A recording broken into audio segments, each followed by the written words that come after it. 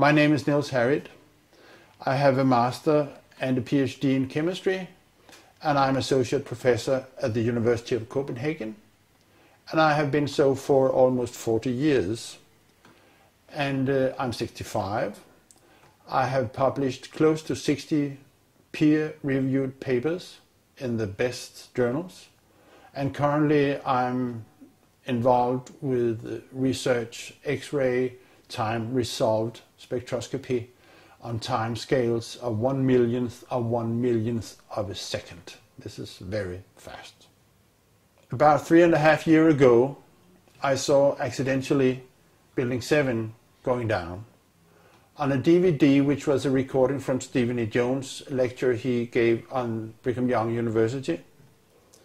And that caught my attention immediately because, for one thing, I have never heard about this building before, and second, I couldn't understand what was going on because apparently it collapsed with no reason at all.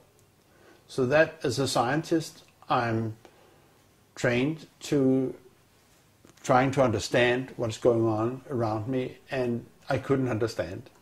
And from that day, I have not had any free time because later on, I started looking into it. I started working on the local scene in Copenhagen, Denmark, and I got involved with a team of scientists, which also counts Stephen E. Jones, Kevin Ryan, etc.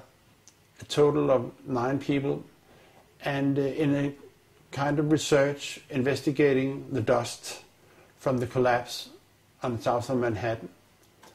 And in the dust we found what we characterize as unreacted thermitic material in the shape of some very tiny red-gray chips, which have different properties. Most importantly is they're still reacting, some of them, and in the reaction they produce molten iron, which is the prime indication of a thermitic reaction, and such a reaction can be used to destroy steel structures.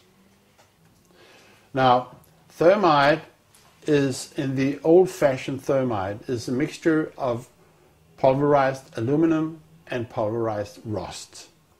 And if you can get this mixture to react, which is not so easy, it produces tremendous heat, and this is what you call an incendiary. An incendiary is something which can be used to destroy something by the means of heat, while an explosive is something which acts with pressure. It knocks things apart.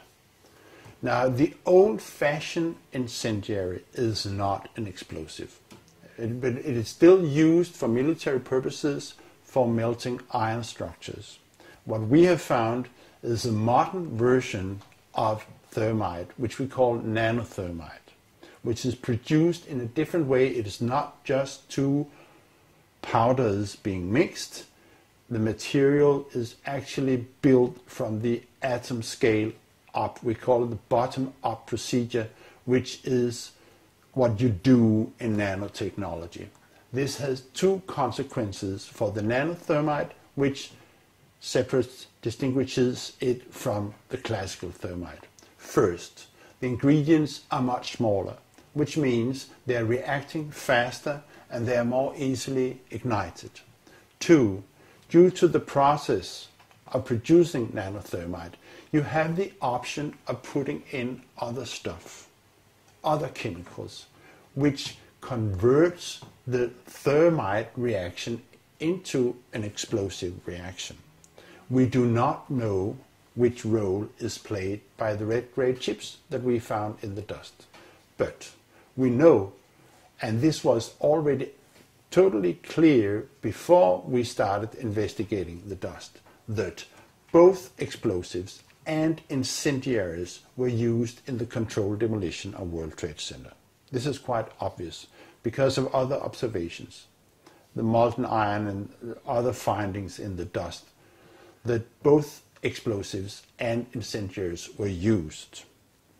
Now, where the red grade chips fit into this picture, we do not know. There's been much speculation about this, in particular because the nanothermite is a very versatile material which can be used in different configurations, and people have even speculated maybe it was sprayed on the structure and stuff like that. This is what I call hypothetical blast scenarios, which we should not maybe go into here. One point I wish to make, though, is the recent work by David Chandler, where he is looking very closely at the collapse of the South Tower World Trade Center, reveals that the fragments which are being, which is coming out of the tower, obviously being kicked out by an explosive action, are rocket fragments. For once, they have a trail of a white trail after them, which could be aluminum oxide, which is a product of the thermite reaction. Second, they quite obviously have rocket properties, which, in my opinion, means that when we are that the discussion between incendiaries and explosives is obsolete in this situation. What we are dealing with, I think, in World Trade Center is modern military material which is unknown to the general public.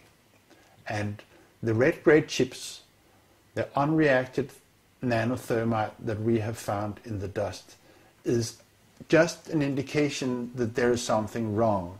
It shouldn't be there. But my feeling presently, we are recording this in 2010, is that we haven't heard the whole story yet. The findings of the nanothermite in the dust is an unambitious proof that something was going on September 11th, which was unusual. And it is a finding which cannot be accounted for by any other explanation, any other process going on than this was deliberately put in the towers for the purpose of bringing them down. As a consequence, we are demanding, and I as a scientist, that a new investigation, when it comes, and it will come, should also encompass in looking for remaining explosives and thermitic material in the dust by the National Institute of Standards and Technology. Thank you.